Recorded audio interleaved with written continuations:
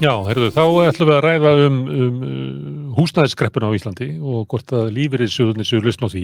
Ólafur Margeirsson hagfræðingur sem að býr í Sviss og hann hefur í mörg ár verið já, ég vil ekki segja berjast fyrir því, en verið að benda á það að það sé mjög gott fyrir lífeyrissjóðina, gott fyrir samfélagið, ef að lífeyrissjóðirnir tækju að sér húsnæðisuppbyggingu á Íslandi. Það svo, Ólafur Margeirsson. Ég myndi halda því fram, nákvæmlega. Já, af hverju? Reyndu nú að sannfæra mig. Það út af mörgum þáttum, reynd. Það fyrst og fremst það náttúrulega fyrir sjóðfélagana sjálfa. Þetta væri jákvætt út frá áhættu leiðréttri ávöxtun fyrir lífeyrissjóðana og sjóðfélaga. Áhættu leiðrétt ávöxtun, hvað þýðir það?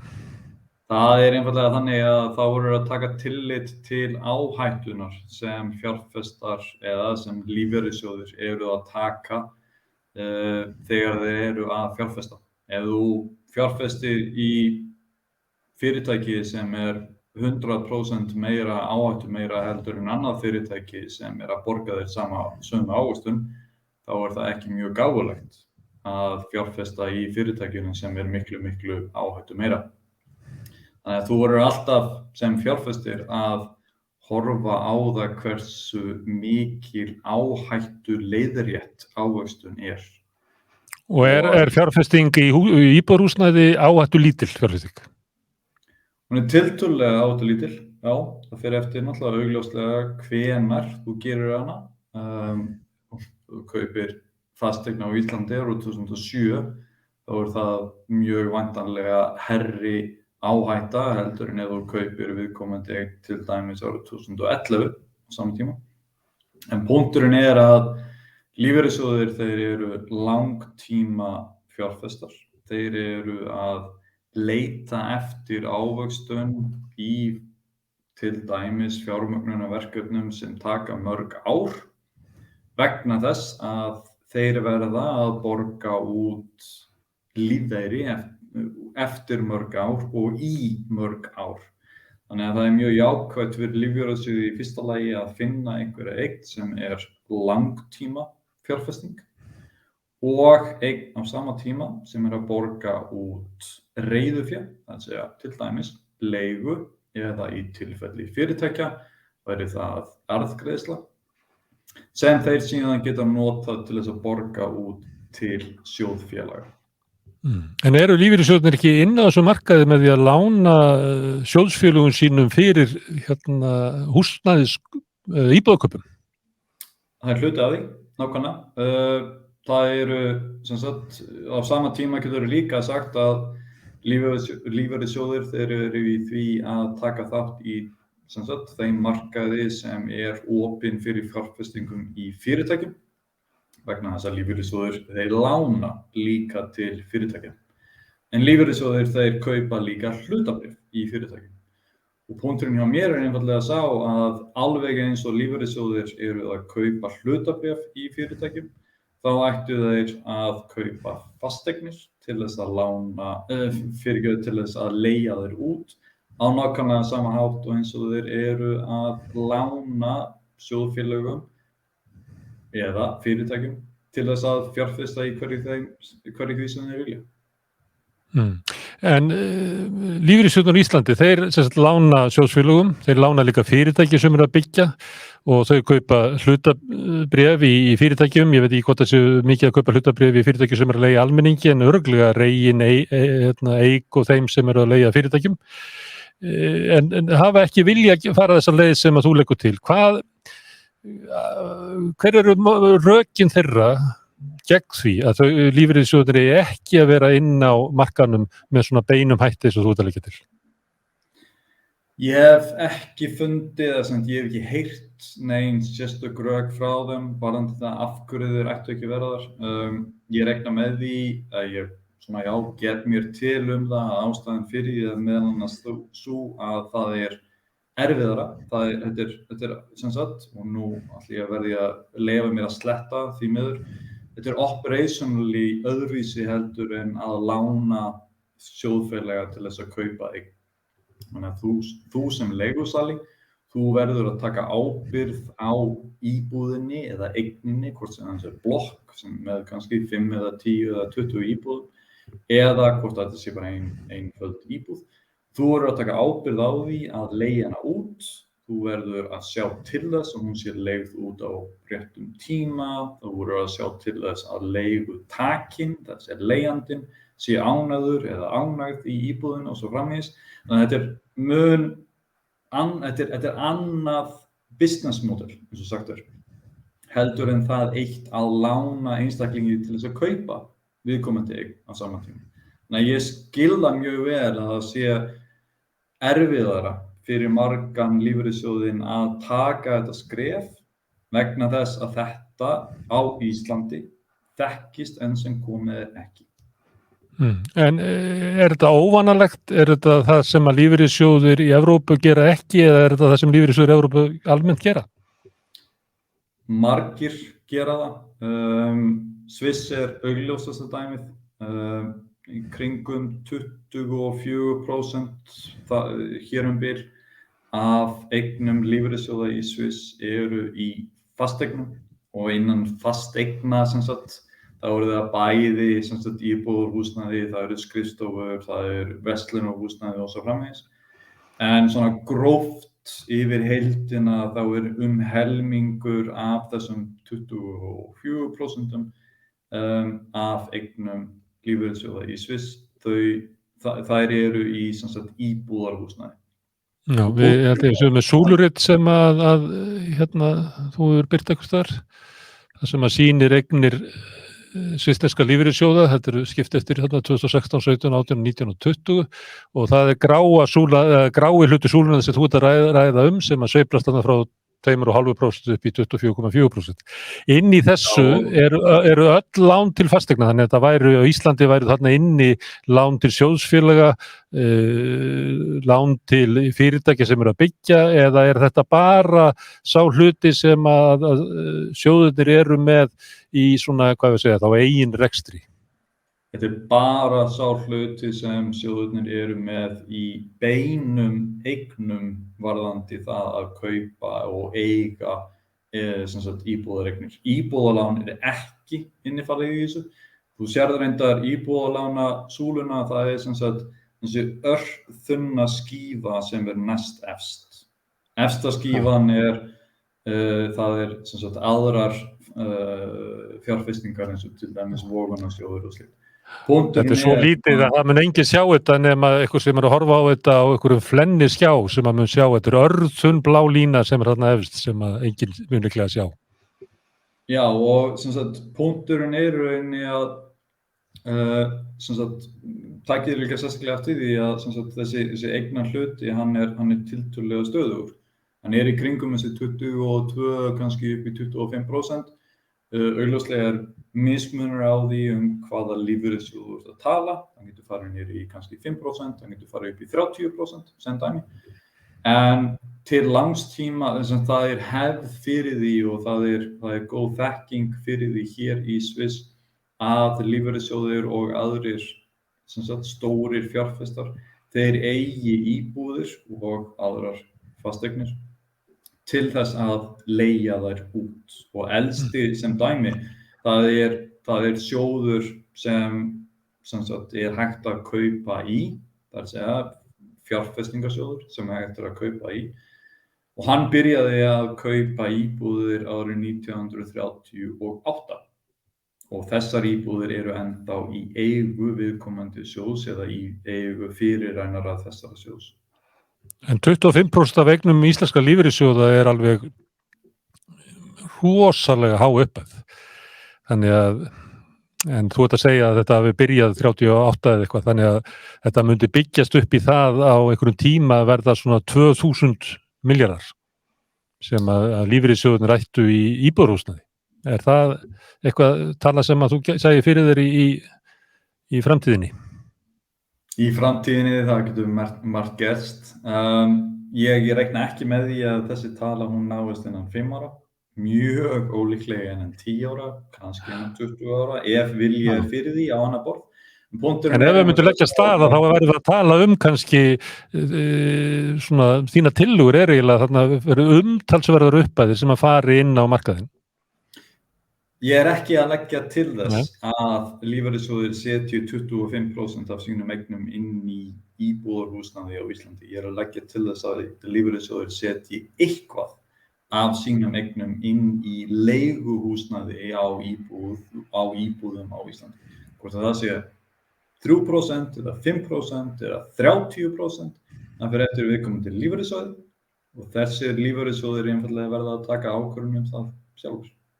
En þá þurfa þeir raunverulega að stofna fyrirtæki, þeir þurfa að stofna leigufyrirtæki sem er kannski óvanalegt fyrir íslenska lífeyrissjóði. Þeir eru bara eiginlega að styðja þá sem eru hvort sem í einhverjum business eða gera eitthvað. Það er svona kannski líkast því þeir tóku yfir eignir eftir hrun, það sem bjuggu til fyrirtæki til þess að reka þær og gera eitthvað verðmætt út úr til dæmis Icelandair og fleira. Þannig að þetta er svolítið breyting. Já, sko, það er mikilvægt að átta sig á því að lífeyrissjóðir væru frekar í því að byggja til þess að leigja út. Það væri virkilega slæm hugmynd ef lífeyrissjóðir á Íslandi myndu taka ákvörðun einn daginn og segja, heyrðu, við ætlum að setja x milljarða í það að kaupa íbúðir í eignum eða blokkum sem dæmi sem þegar eru til. Vegna þess að augljóst að það sem myndi gerast í fyrsta lagi myndu þeir ekki eignast blokkina í heilu lagi sem nokkurn veginn nauðsyn til þess að hafa virkilega góða stærðarhagkvæmni í því að reka alla blokkina og í öðru lagi myndi slíkt leiða til þess að fasteignaverð á Íslandi myndi hækka miklu meira heldur en það nú þegar hefur gert. Eins og við höfum séð þegar eftirspurn eftir gömlum eignum að þá sprengir það upp eignaverðið. Það getur gerst og punkturinn að ef lífeyrissjóður á Íslandi einn eða annar tekur þá ákvörðun einn daginn að lífeyrissjóðurinn vilji byggja upp eignasafn af íbúðarhúsnæði sem hann ætlar að leigja út og mikilvægt að sá lífeyrissjóður samþykki það og átti sig á því að hann verður að gera samning við byggingaverktaka það að byggja viðkomandi íbúðir sem síðan verða í beinni eigu eða í gegnum einhvers konar eignarhaldsfélag og sem fer eftir í hvernig reglugerðir eru á hverjum tíma sem síðan eru leigðar út á markaði á hverjum tíma. Sko það er húsnæðiskreppa á Íslandi. Það er vandamálið frambóðið, það vantar húsnæði. Lífeyrissjóðirnir eiga nóga peninga. Þeir eru að leita að fjárfestingar möguleikum. Af hverju ekki löngu búið að gera það? Það hefur löngum verið tiltölulega þægilegt á Íslandi sem dæmi að ná nægilega mikilli ávöxtun á Íslandi í því að sem dæmi að lána til íbúðakaupa frekar heldur en að eiga íbúðir til þess að leigja þær út. Og það sem hefur gerst sérstaklega núna hægt og rólega yfir kannski síðustu 20 ár eða svo þá hefur svona leiknin í vöxtum á Íslandi hún hefur verið niður á við. Það erfiðara og erfiðara fyrir stóra lífeyrissjóði eða stóra fjárfesta að finna háa ávöxtun sem kannski í kringum þetta 3,5% raun ávöxtunar viðmið. Það einhver breyting á því akkurat núna en þetta sveifla.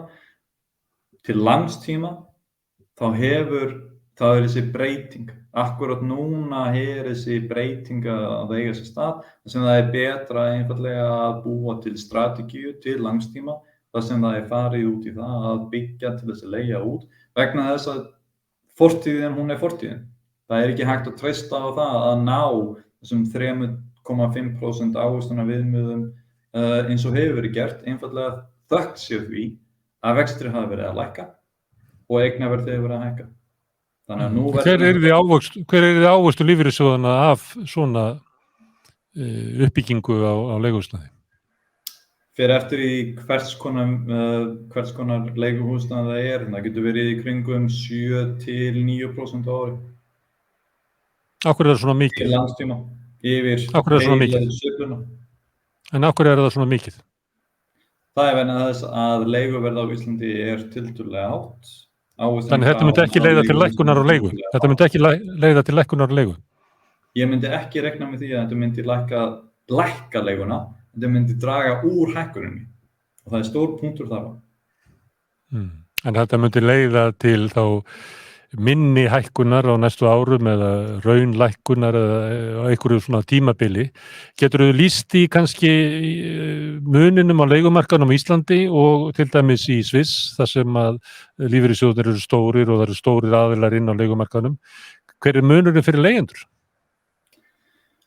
Það er afskaplega einfalt. Sem leigjandi, ég er leigjandi akkurat núna sem dæmi, þá veit ég nákvæmlega hvernig leigan hjá mér hún þróast miðað við verðlag yfir heildina yfir næstu 10 ár í raun og reynd. Leigan hjá mér hún mun bara hækka ef sem dæmi íbúðin er endurbætt eða sérstaklega ef verðbólga mun eiga sér stað. Verðbólga í Sviss hún er í kringum 0–1% að jafnaði síðustu 10 ár. Það sem er hluti af því, af hverju þetta hefur verið svona lág verðbólgu hagkerfi eins og raunin er nákvæmlega svo að það er búið að byggja mikið. Leigumarkaðurinn stór, 80% eða svo af fólki sem býr í Zurich sem dæmi er í leiguhúsnæði. Og það sem gerist er að þegar það er svona mikið af stórum stofnanalegum fjárfestum sem eru að búa til mikið af framboði inn á markaðinn. Það sem gerist er að leiguverð það helst lágt, það er að segja leiguhækkunin er afskaplega takmörkuð. Leiguverð er hátt en leiguhækkunin er lítil. Þegar leiguhækkunin er lítil, þá er lítill þrýstingur á sem dæmi nafnlaunahækkanir. Þrýstingurinn á raunlaunahækkanir er nokkuð eins og sami. Þegar þrýstingurinn á nafnlaunahækkanir er lítill, þá mun kostnaður fyrirtækja við það að ráða fólk, hann mun hækka lítill, sem leiðir til lítilla verðbólgu. Punkturinn á Íslandi er að það vantar að draga úr leiguverðshækkuninni á hverju ári til þess að sjá til þess að fólk það geti verið í öruggu leiguhúsnæði til langs tíma sem síðan á sama tíma dregur úr nafnlaunahækkunarkröfunum á Íslandi sem síðan leiðir til þess að verðbólga á Íslandi verður minni. Þannig þetta er vörn gegn verðbólgu að hafa traustan, regluvettan húsnæðis- og leigumarkað. Með nægilega miklu framboði á hverjum tíma. Og framboðið það er búið til með því að sjá til þess að til dæmis lífeyrissjóðir og aðrir stórir fjárfestar þeir eru til í að koma inn á markaðinn og þeir sjá hag í því að koma inn á markaðinn með því að búa til mikið af framboði. Og það er samkeppnin leigjandann sem á að eiga sér stað frekar heldur en í öfuga átt þar sem það eru margir leigjendur sem vilja bara leigja sömu íbúðina. Þú átt að sjá til þess að hagkerfið sé þannig að það sé nægilega mikið af framboði til þess að halda almennu verðlagi niðri. Og það er það sem vantar á Íslandi. Ólafur, þú er búin að vera að tala þetta í nokkuð langa tíma. Finnurðu mun á því núna þegar þú ert að kynna þessar hugmyndir, hvort að þú hafir svona betri áheyrn? Hefurðu trú á því að þetta sé að þokast, að það verði líklegt að einhverja svona ráðagerðir geti orðið að raunveruleika á næstunni? Það fer eftir í hvað þú kallar á næstunni, en við skulum orða það þannig að góðir hlutir þeir gera sagt. Þetta þokast, jáður. Þetta þokast. Að lokum það gerast það. Herðu, Ólafur, ég ætla að þakka þér kærlega fyrir að staldra hérna við og ræða þetta mikilvæga mál sem mun örugglega verða hluti af umræðunni og ekki síst kannski umræðunni kringum kjarasamninga sem að einhver leyti hljóta snúast einhver lausn á húsnæðiskreppinu sem er hérna. Kæra þakkir. En svo núna hérna rétt á eftir þá förum við frá Sviss og förum með Jóni Ormi Halldórssyni. Við ætlum að fara til Rússlands og Úkraínu, til Evrópu, Tyrklands, Indlands og Kína. Komið með okkur í